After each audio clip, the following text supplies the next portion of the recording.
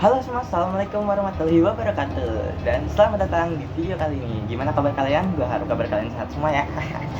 Dan di sini gue mau ngebahas sesuatu yang penting juga, yaitu ini berhubungan juga sama judul video nanti, yaitu pendidikan anti korupsi. Jadi di sini gue mau menganalisis dan memberikan tanggapan terhadap sebuah berita yang bisa dibilang berita ini masih juga cukup fresh, masih hangat lah biasa bilang, yaitu tentang kasus korupsi program FB.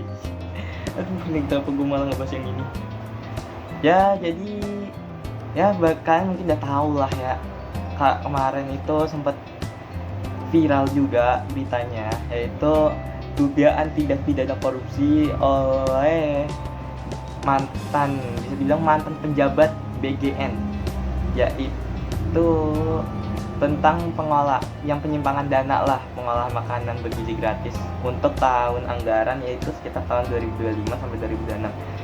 Dan kenalin, nama gue Zafar Rizky Wahid Azhara dari kelas 154A01 dengan NIM 1524013, dan hari ini gue mau ngebahas analisis soal berita ini. Jadi tanpa berlama-lama, mungkin nanti gue akan sediain beritanya ada di deskripsi. Jadi kalian bisa baca sendiri lah. Jadi di sini gue mau nganalisis aja sedikit dari beritanya. Dan ayo kita mulai dengan pertanyaan-pertanyaan yang emang udah disiapkan oleh dosen saya. Dan kita akan mencoba menjawab sesuai dengan analisis dosen. Jadi pertanyaan pertama yaitu apa sih bentuk korupsinya? Oke, untuk pertanyaan pertama ini ya bisa dibilang korupsinya itu ada udah ada 4 nih bentuknya nih, yaitu dari penyalahgunaan wewenang, yaitu dan markup atau penggembungan harga, korupsi dalam pengadaan barang dan jasa, dan juga penyalahan anggaran negara. Ini 4 ini bentuknya. Ini benar-benar hal yang merugikan negara banget.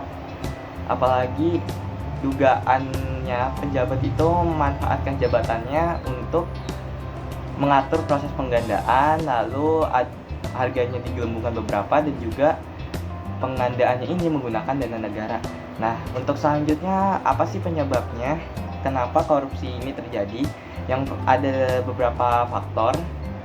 Yang pertama itu lemahnya pengawasan terhadap pengelolaan anggaran, lalu yang kedua kurangnya transparansi dalam proses penggandaan barang dan jasa, lalu yang ketiga penyalahgunaan kekuasaan oleh penjabat, yang keempat juga rendahnya integritas dan etika, lalu juga selanjutnya itu yang terakhir harusnya kalau yang bisa gue lihat itu nilai anggaran karena terlalu besar, jadi membuka peluang penyimpangan jika tidak diawasi, karena ini udah jelas banget kelihatan bahwa anggaran ini emang terlalu gede sebenarnya. Jadi kesempatan lah buat mereka, oknum lah kalau gue sebutnya, untuk korupsi, jadi gitu. Lalu yang ketiga itu, pertanyaan ketiga itu dampak korupsinya.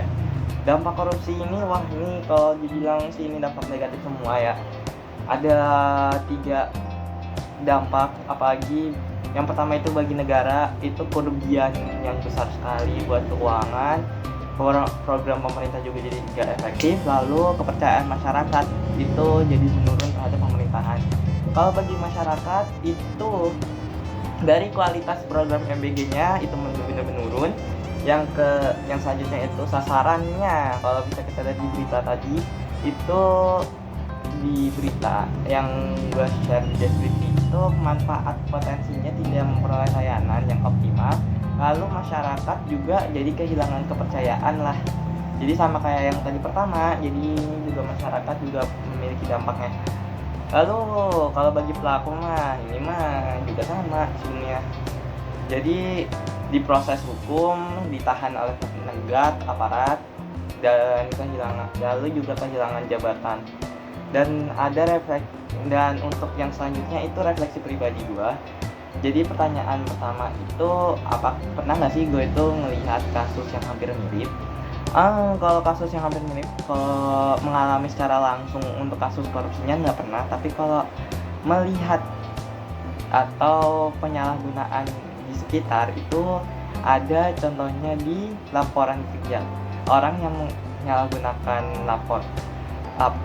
dan memanipulasi laporan kegiatan itu salah satunya.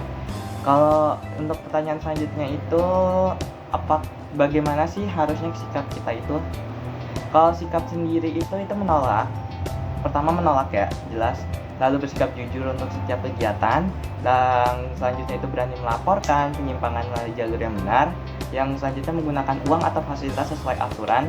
Yang keempat itu, yang terakhir mungkin bisa dibilang, itu kita menjadi pribadi yang bertanggung jawab gitu lah. Lalu apa sih solusinya beberapa? Kalau untuk nilai anti korupsi itu yang paling penting itu kejujuran, tanggung jawab, disiplin, kepedulian, kemandirian, kerja keras, kesederhanaan, keberanian, dan juga keadilan. Lalu selanjutnya apa sih? Mungkin kalau penerapan sebagai mahasiswa ya, itu kayak dana kegiatannya itu sesuai anggaran. Misalnya kita nyiapin anggaran segini, dana itu harus segini. Jadi kalau untuk uang organisasi itu harus transparan, apalagi organisasi kan banyak ya, jadi harus benar-benar transparan. Dan itu menghargai hak cipta orang lain, dan juga kita harus bisa ngingetin kalau ada yang melakukan kecurangan atau plagiarisme. Dan terakhir ini kesimpulan garis besarnya lah, kasus dugaan MBG ini itu menunjukkan kalau penyalahgunaan kekuasaan itu sering terjadi pada program yang bertujuan untuk meningkatkan kesejahteraan masyarakat. Oleh karena itu diperlukan pengawasan yang kuat, transparansi dalam pengelolaan anggaran, serta penegakan hukum yang tegas. Sebagai mahasiswa juga kita dapat berkontribusi dalam pencegahan dengan membiasakan perilaku jujur, bertanggung jawab, disiplin, dan berintegritas dalam kehidupan sehari-hari. Ya mungkin sedikit itu aja lah dari gua soal analisa kasus ini. Ya walaupun yang gua bahas juga agak wow sih. Jadi ya terima kasih semua yang udah mau nonton, dan walaupun agak ngebosenin ya, gua tahu emang agak ngebosenin, soalnya yang gua bahas juga lumayan sih. Jadi ya thank you semua yang udah menonton. See you next time in the video. Bye bye.